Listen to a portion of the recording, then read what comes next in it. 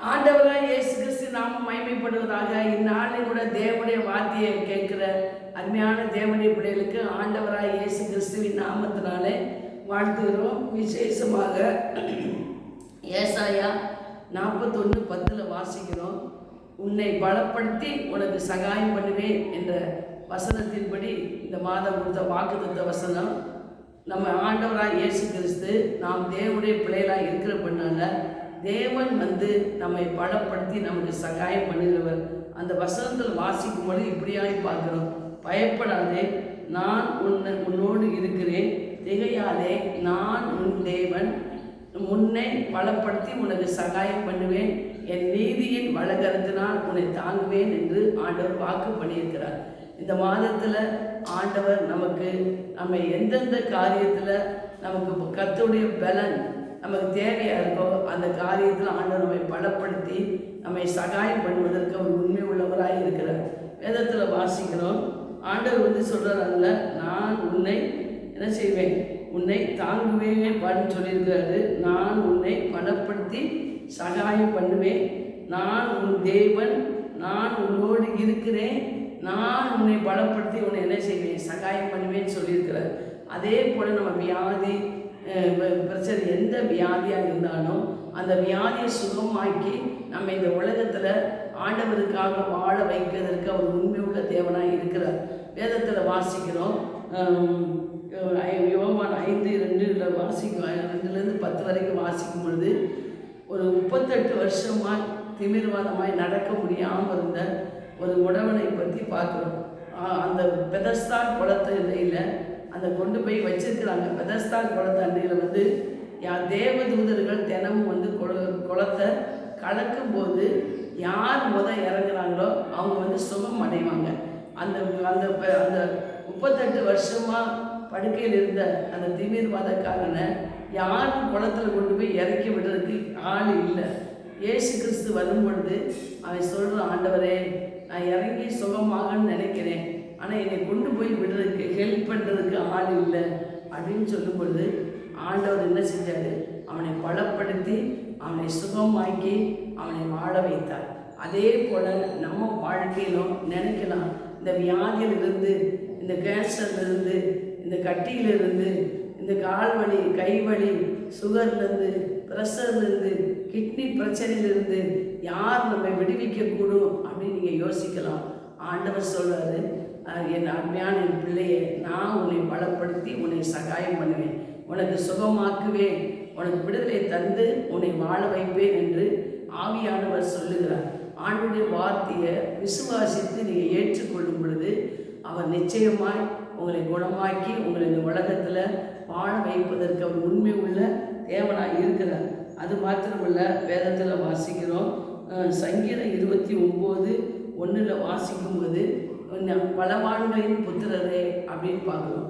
இயேசு கிறிஸ்து பலவானாக இருக்கிறார். அவரை ஏற்றுக்கொண்ட ஒவ்வொரு தேவனுடைய பிள்ளைகளும் பலவான்களா, பலவானுடைய புத்திரியா நாம் இருக்கிற பண்ணாலே ஆண்டவர் நம்ம என்ன செய்ய முடியாது, பலவீனன் என்று சொல்லக்கூடாது.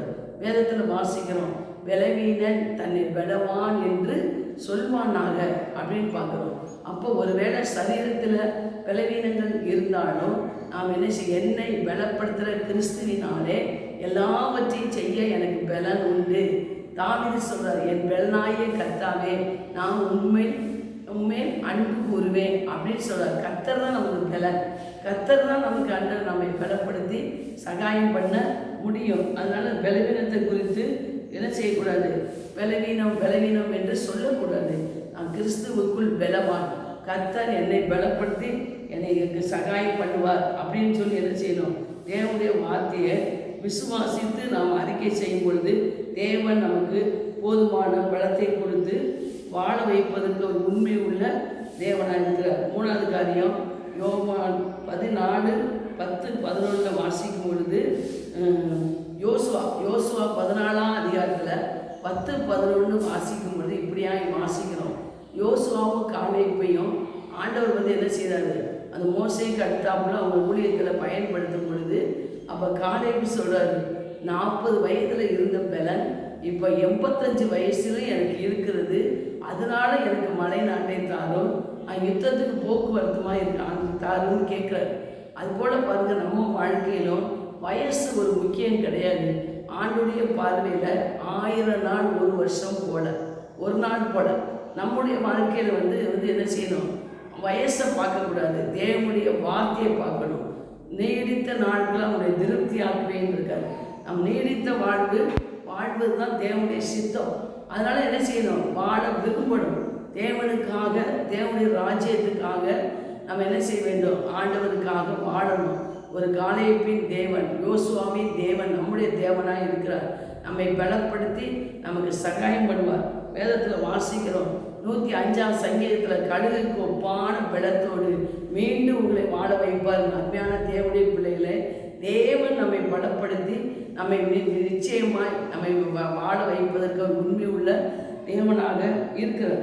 அது மாத்திரமல்ல, வேதத்தில் வாசிக்கிறோம் 138ஆவது சங்கீதத்தில் 3ஆம் வசனத்தில் வாசிக்கும் பொழுது, தாவீது வாழ்க்கையில் தேவனை நோக்கி கூப்பிட்டு ஆண்டவர் என்ன செஞ்சார்? எனக்கு உத்தரவு அருளினீர் அப்படின்னு சொல்கிறாரு. வேதத்தில் வாசிக்கும், உண்மையாய் தம்மை நோக்கி கூப்பிடுகிறவர்களுக்கு அவர் என்ன செய்கிறார்? சமீபமாக இருக்கிறார். நம்ம ஆண்டவருடைய சமூகத்தில் ஆண்டவர் என்ன செய்ய, நெருக்கத்திலே கர்த்தரை நோக்கி கூப்பிட்டேன், அவர் நெருங்கி வந்து எனக்கு உதவி செய்தார் என்று பார்க்கிறோம். எந்த சூழ்நிலையிலும் நம்ம ஆண்டவரை நோக்கி கூப்பிடும்போது நம்ம காரியத்தில், நமக்கு பண விஷயத்திலையா, பிள்ளைகளுடைய காரியத்திலையா, எந்த ஒரு தொழில் இல்லையா, வேலை இல்லையா, அப்போ ஆண்டவரை நோக்கி நம்ம கூப்பிடும்போது அந்த இக்கட்டில், அந்த ஆபத்தில் கர்த்தர் நமக்கு பலப்படுத்தி நமக்கு சகாயம் பண்ணுவதற்கு ஒரு உண்மை உள்ள தேவனாக இருக்கிறார். நாம் தொடர்ந்து என்ன செய்ய வேண்டும்? தேவனுடைய பலத்தை சார்ந்து கொள்ள வேண்டும். வேதத்தில் வாசிக்கிறோம், யோசுவா 1:9 சொல்கிறாரு, நான் உனக்கு கட்டளையிடவில்லையா? பலம் கொண்டு திடமனதாக இரு, நீ பயப்படாதே, கலங்காதே, நான் திகையாதே, நான் உன்னுடனே இருக்கிறேன்னு சொல்லியிருக்கிறார். அப்போ எந்த காரியத்தை குறித்தும் நாம் என்ன செய்யக்கூடாது? பயப்படக்கூடாது, கலங்கக்கூடாது, திகைக்கக்கூடாது. ஏன்னா நம்மளோடு ஆண்டவர் இருக்கிறார். வேதத்தில் வாசிக்கிறோம், 112ஆம் சங்கீதம் 6-7 வாசிக்கும்போது, நீதிமான் துர்ச்செய்தியை கேட்கிறதுனால் பயப்படான், அவன் இருதயம் கர்த்தரை நம்பி திடனாக இருக்கும். நம்ம ஆண்டவரை ஏற்றுக்கொண்ட தேவனுடைய பிள்ளைகள் எதை குறித்து என்ன செய்யக்கூடாது? பயப்படக்கூடாது. ஆண்டவரை நம்பி நாம் திடனாய் காரியங்களை செய்ய வேண்டும். இயேசு என்னோடு இருக்கிறார், எனக்கு அவர் உதவி செய்வார், அவரால் கூடாத காரியம் ஒன்று இல்லை. நிச்சயமாய் இந்த காரியத்தில் என்னை பலப்படுத்தி எனக்கு உதவி செய்வார். பண விஷயமா, ஆவிக்குரிய வாழ்க்கையா, எந்த காரியமாக இருந்தாலும் தேவன் நமக்கு பலப்படுத்தி நமக்கு சகாயம் பண்ணி அவருடைய நீதியின் வளகரத்தினால தாங்குவேன்னு சொல்லி சொன்ன தேவன் அவர் உண்மை உள்ளவர். வேதத்தில் வாசிக்கிறோம், எபிரேயர் 11:11 விசுவாசத்தினாலே, இப்போ எபிரேயர் 11:11 வாசிக்கும்போது, விசுவாசத்தினாலே சாராலும் வாக்குத்தத்தம் பண்ணினவர் உண்மை உள்ளவர் என்று எண்ணி கற்பந்தரிக்க பலன் அடைந்து, அவங்க வயசாகி போயிடுச்சு, எல்லாமே இல்லைன்னு ஆகி போயிடுச்சு, ஆனாலும் ஆண்டவரை விசுவாசித்தாங்க. விசுவாசித்தபடினால அவங்க 90 வயசுக்கு மேலே கற்பந்தரித்து நல்ல ஒரு ஈசாக்கை பெற்றெடுக்க தேவன் அவங்களுக்கு பலப்படுத்தினார். அதுபோல் அருமையான தேவனுடைய பிள்ளைகளே, நான் பலவீனம், வயசாகி போயிடுச்சு, என்னால் எதையும் செய்ய முடியாது அப்படின்னு சொல்லக்கூடாது. நாம் தேவன் நம்ம கூட இருக்கிறார், நான் உன்னோடு இருக்கிறேன்னு சொல்லியிருக்கார், நான் உன் தேவன் சொல்லியிருக்கிறார், நான் உன்னை பலப்படுத்துகிறேன்னு சொல்லியிருக்கிறார்.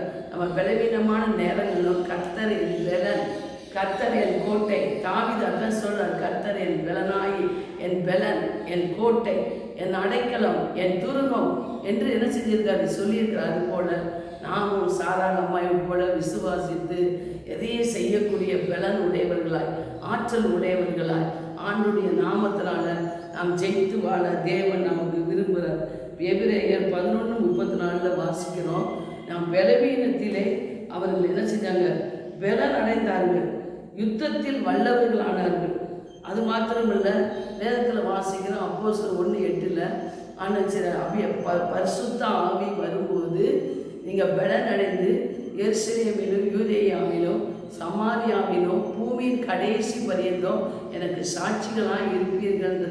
அப்போ நம்ம அபிஷேகம் பெற்ற ஒவ்வொரு தேவனுடைய பிள்ளைகளோடும் ஆவியானவர் நம்ம கூட இருக்கிறார். அப்போ எந்த காரியத்தையும், எந்த சூழ்நிலையிலும், எந்த வேலையிலும், எந்த வியாதியாக இருந்தாலும், பணப்பிரச்சனையாக இருந்தாலும் கர்த்தர் நமக்கு உதவி செய்து நம்மை தப்புவிப்பதற்கு, நமக்கு சகாயம் பண்ணுவதற்கு அவர் உண்மை உள்ள தேவனாய் இருக்கிறார். ஆவியானவர் நமக்குள்ளே இருக்கிற ஆவியானவர் நம்மை சரியான வழியில் நடத்துவதற்கு அவர் உண்மையுள்ள தேவனாய் இருக்கிறார். அவர் கொடுத்த வார்த்தையின்படி உன்னை பலப்படுத்தி உனக்கு சகாயம் பண்ணுவேன்னு சொன்ன ஆண்டவர் நம்ம கூட இருக்கிறார். நம்மளோடு இருந்து நமக்கு எந்தெந்த காரியத்தில் சகாயம் வேணுமோ, எந்த காரியத்தில் பலன் வேணுமோ அதை தந்து நம்மை வழி நடத்த அவர் உண்மையுள்ளவராக இருக்கிறார். ஆண்டவராக இயேசு கிறிஸ்து நாமம் மகிமைப்படுவதாக. ஆமென். கேட்குறவங்க லைக் பண்ணுங்கள். God bless you.